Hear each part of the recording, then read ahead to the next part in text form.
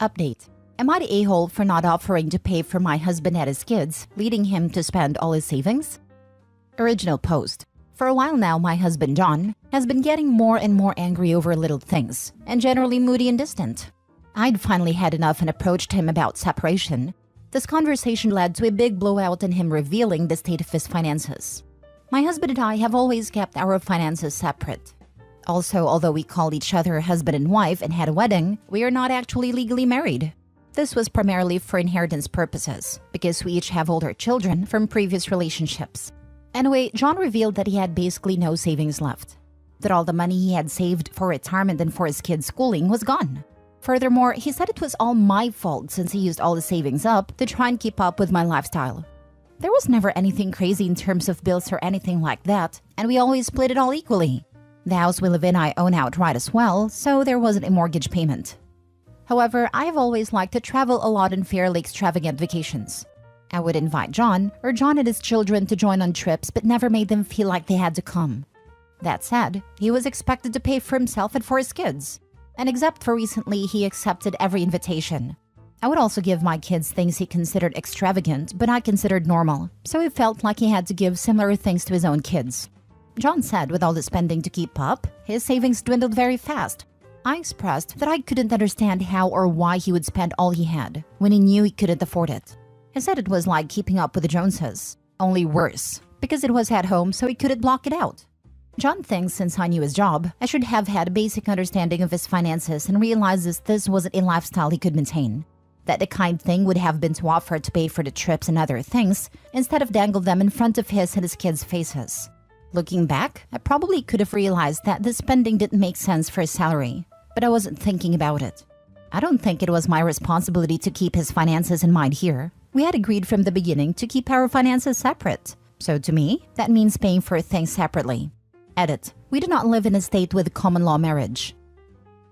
Now for the top comments before reading the update. Not the a-hole. John blew through his finances all on his own, and that's because his fragile ego couldn't deal with you having more money than him. Exactly. If he's capable of complaining about it now, one wonders why he couldn't say anything then. There's something so cringe about an adult unable to take responsibility for their own choices. Yep. Also the BS of trying to keep up with her. I would have said a long time ago that I was running out of money. Pride can be a foolish thing. Not the a-hole. You housed him and his children rent-free. If he wasn't comfortable with your lifestyle, he should have talked to you like adults, instead of trying to keep up and sinking himself financially. That being said, you never agreed to support him beyond free housing, and it's not fair to expect you to deny your children memorable experiences because they can't afford the same, as long as your kids aren't acting like a-holes and rubbing it in his kids' faces. I agree with this wholeheartedly. I'll add, however, that whether or not incomes are being combined, finances and expectations and goals, including traveling, should always be discussed heading into a serious relationship. Lesson learned, OP. Hopefully lesson learned for a partner.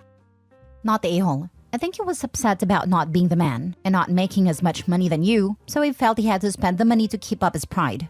At any time, he could have talked to you about you both spending less money on things, but he didn't. That is 100% his fault. Now for the update. After reading all the comments in my first post, I realized I needed more time to think about things. I also thought with the situation how it was, it would be best that we spend holidays apart to avoid controversy. He wasn't a fan of the idea, but I eventually got him to agree to go. Last week, things settled down, so we met up to have a more detailed discussion about the state of his finances. A few more things were revealed. I found out that he had lost his job earlier this year and didn't tell me. He got a new job in October, but he went over 4 months without, while pretending he still had one. During that time, he only got a small amount of money from unemployment, so he started putting everything on his credit cards. His new job doesn't pay as much as his old one, so he hasn't been able to pay more than the minimum towards his debts, which are now substantial. I feel like if he had just brought up all these issues earlier, this could have been avoided, or we could have worked something out. Now I really just feel like I can't trust him. I can't trust him with money, and I can't trust him not to hide things from me. I just can't see going back and trying to make things work with him at this point. Since he doesn't have a place to take all their things, I've agreed to store their stuff in my garage until it gets more settled. Which means I won't be able to make as clean of a break as I would like right now, but for the most part it's over. I totally get how you're feeling. All I had to do was be honest with you. And well, yes, I get you're looking back and thinking, gosh, I guess I should have been able to figure out that if he made less, he probably really couldn't afford some of the trips. But as an adult, he literally could have just said that and told you to go ahead and have a good time. And then he would go on the next one with you. And then to not even tell you he lost his job and went for 4 months without one. All of this points to him having a pretty fragile ego. And that is not your problem, although they are at the end. He sure was trying to make it your problem. Suggestion I might if he can't afford it. I would literally pay for a storage unit for 6 months and have them move all of their stuff there. Prepay it for him and let him know that you have 6 months. That is more than enough time for him to find a place and get settled. And if he needs to go through things and get rid of some things so that they will all fit into his new place, it gives him time to do that as well.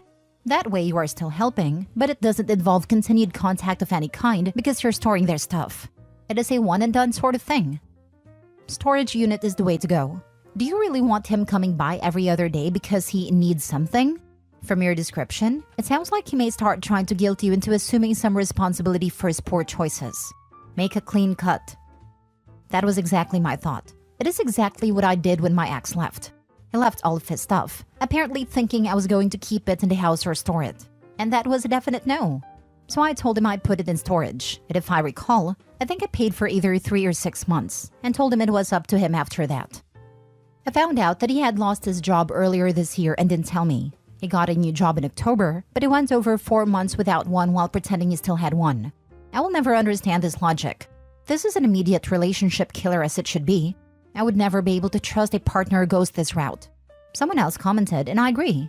If you can't afford it, I'd put their belongings in a storage unit. That way, he doesn't get complacent and your garage isn't full of junk. Heck yeah, I've been fired once, and my first call was to my husband. People are nuts. Next story. Am I the a-hole for telling my husband that his buddy's wife needing help is not my problem? My husband and I live right next door to his friend Tim and his friend's wife Jonah. I have a 4-year-old son and a week-old daughter. Tim and Jonah have a 5-year-old and 3-day-old boys. My labor went a lot smoother than hers did. She ended up needing an emergency hysterectomy as she was bleeding out on a delivery bed. They just came home last night. Now when they got home, Tim called my husband down to smoke a joint, and when he got back upstairs, he told me that Tim had asked him for a favor. Apparently, he was wondering if I would go over to his house periodically throughout the day while he was at work to check on his wife and do tasks for her, like cooking, cleaning, keeping her company, as she was bedridden and feeling really down and depressed from the unexpected hysterectomy and the reality of not being able to have more children. Listen, I feel for the woman. I really do. But this is not my problem. I just had a baby myself a week ago, and even cooking for us is a chore in itself because of how exhausted I am. My husband said repeatedly, it's okay if you say no. I'm sure they would understand, but it'd be nice if you did this for them, because I'm sure she could really use the company. I know I'm being selfish, but I do not care if she could use the company. And I really feel backed into a corner and manipulated with wordplay. It's okay if you say no, but you should just say yes. That I'm getting really angry that I'm even asked for this. I asked my husband why him or his buddy would immediately think I would be available to do this, considering I just had my own baby and I'm also taking care of our 4-year-old. He said, I understand that, but you're already up and doing things and she can't even do that because she's bedridden. So she can't even make her kid food or anything. Anyways, I told him no. I told him I had a bad taste in my mouth about them attempting to back me into a corner for a yes answer with their guilt trips, and that if she wasn't capable of doing anything, Tim needed to step it up. And either A, take time off work, or B, start meal prepping and call someone else to come into his home to do everything else. My husband and Tim work at the same job, and they were both given 4 days off when we went into labor, so he had time to try and figure this out. Instead, he just tried pawning it off to me, thinking I would say yes. My husband said that he doesn't blame me for saying no, but my attitude on it has caused tension between him and Tim, because I'm acting heartless. Am I the a-hole for not caring that Jonah needs help and telling them it's not my problem? Edited to add. Just want to add here that I have met this woman twice, for at most 15 minutes each time. My husband has only met her maybe 3 times. He only just started hanging out with Tim 4 months ago after he started working with him. Their friendship just grew super quickly because we coincidentally moved right beside them a month after they met. Now for the comments. Absolutely not the a-hole. You're a week postpartum. People should be bringing you meals. Tell your husband and his buddy to hire a caretaker. Go to a church. My church offers services like this for people in need, where someone can take time off work. I freaking hate when people feel the need to be charitable with the resources of other people. They both get to feel great about helping her out, while you, still bleeding in postpartum, get to take on another household chores. Not a-hole. Your husband and his buddy are a-holes. They basically voluntold you to do this. This isn't your problem, responsibility, or business. Husband's buddy can hire someone, or actually take time off to care for his wife and kid. Just because you live next to them doesn't mean anything. Next time they're having a meeting of the minds while smoking a joint, tell him to leave you out of any plans he/they have. They could have both spent that joint smoking time batch cooking meals, cleaning the house, etc. Tell both able-bodied men to get the chores done if they're feeling so charitable. The dad needs to step up and batch cook, etc. for his family. Pack a lunch for his wife and toddler each morning, etc. Any outside help, not from Moby, is a bonus. Not the a-hole. Not the a-hole, but you are surrounded by a-holes. Okay, so let's lay out the fact pattern here. 1. You just had a baby. 2. Jonah just had a baby, and after a nearly fatal disaster, had an extremely invasive and traumatic emergency surgery. 3. Tim's first act in his house with his almost died wife and new baby was to call your husband to smoke a joint. 4. Your husband said yes. 5. Your husband presented a plan where you would subjugate yourself, your recovery, and your baby's first few weeks for someone else who you don't know, and whose husband doesn't prioritize over some weed. 6. Your husband expected you to say yes and then proceeded with the "it's not required, but it sure would be nice if you did." I feel for Jonah, but she married an idiot. How about you buy less weed and buy more food you can cook?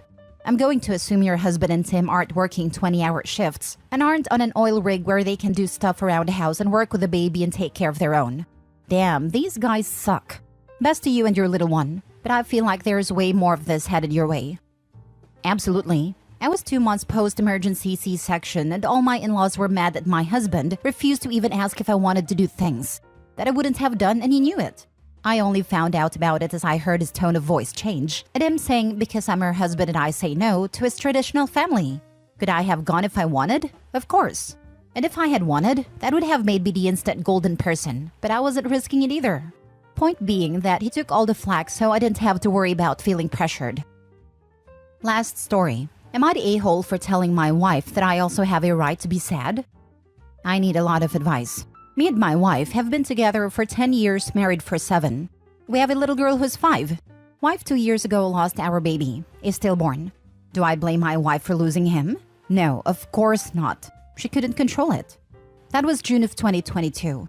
She sunk into a deep depression, and I tried my best to get her out of it while taking care of our then 3-year-old and trying to work as much overtime as possible as I told her to quit her job.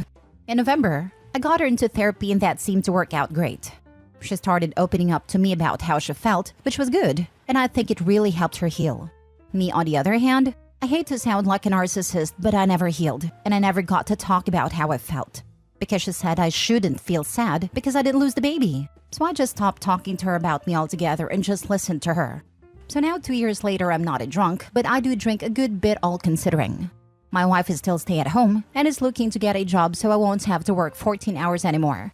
She also wants to try again for a new baby, and I told her no, that we are not going to try again at the moment. She asked why, and I said, "You are healed from the death of our baby, I am not." She got mad and said that I shouldn't be sad because I didn't carry him and have to push out a stillborn. I just kinda said okay and went to get a drink.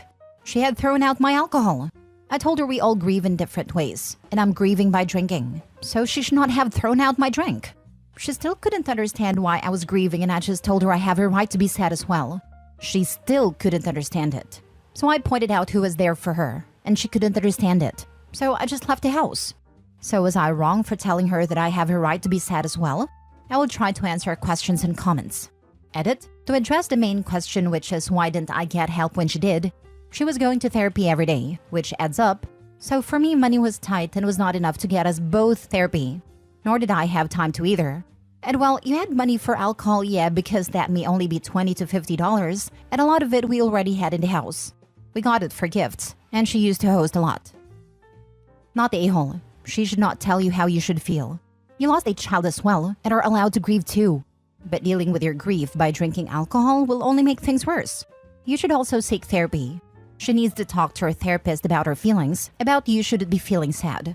I'm sure they can change her views on that. I'm sorry for your loss. Just wanted to add that hospitals and OBs generally have info/recommendations for support groups and specialized grief counselors for both parents. OP should reach out to their hospital or his wife's OB and ask for a recommendation.